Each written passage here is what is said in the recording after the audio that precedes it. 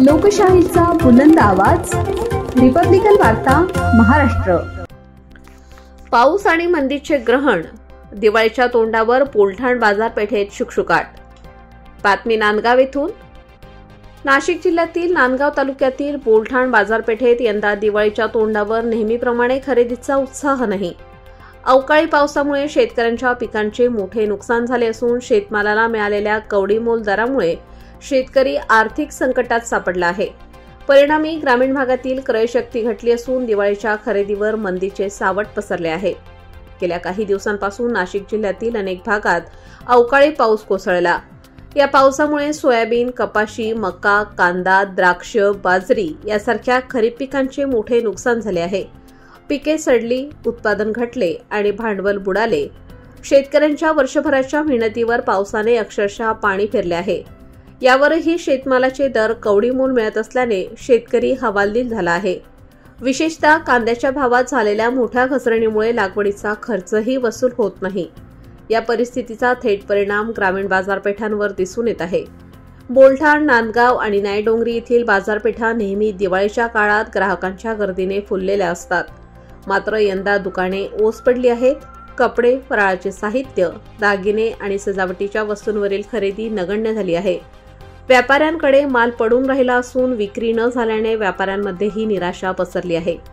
बोलठाण बाजारपेठेतील व्यापाऱ्यांनी सांगितले की दरवर्षी या काळात दुकानात खरेदीसाठी ग्राहकांची रांग लागलेली असते, पण यंदा पाऊस आणि बंदीमुळे ग्राहकच नाहीत।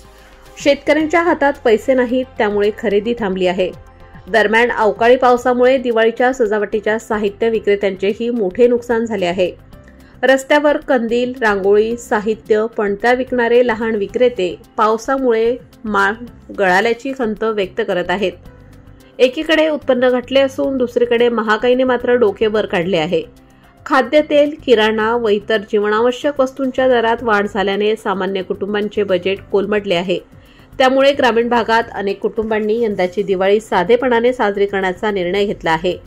अवकाळी पावसाचे संकट, शेतमालाचे कमी दर आणि वाढती महागाई या तिहेरी संकटामुळे ग्रामीण अर्थव्यवस्था कोलमडली आहे। शेतकऱ्यांचे उत्पन्न घटल्याने बाजारपेठातील व्यापार ठप्प झाला आहे। शेतकरी आणि व्यापारी दोघांनाही या आर्थिक मंदीने घेरले आहे। त्यामुळे शासनाने तातडीने शेतकऱ्यांच्या नुकसानीचे सर्वेक्षण करून मदत जाहीर करावी अशी मागणी स्थानिकांकडून होत आहे।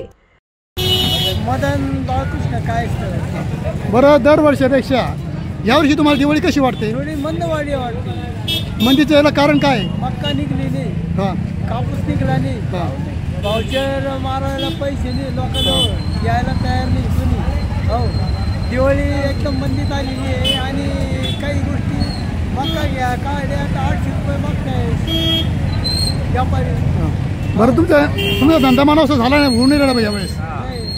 थोडा स्थिर धंदा आहे एकदम। रिपब्लिकन वार्ता महाराष्ट्र न्यूजसाठी नांदगाव प्रतिनिधी Muktaram Bagul, Nashik. Subscribe now and press the bell icon. Never miss an update.